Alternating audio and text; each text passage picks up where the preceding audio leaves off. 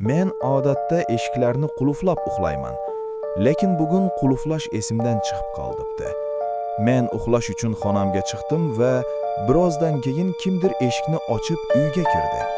Qiziq, bu uyda mendan boshqa hech kim yashamaydi. Biroz qo'rquv bosdi. Keyin kamerani qaradim. Kimdir uy ichida turibdi. U sekin kameraga qaradi. Dahshat, bu men edim. Qanaqasiga?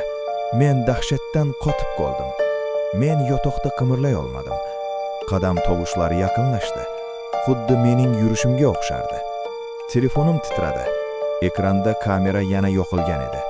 Kadrda men yotoqxonam eshigi oldida turibman va yozuv ostida bitta vaqt bor edi.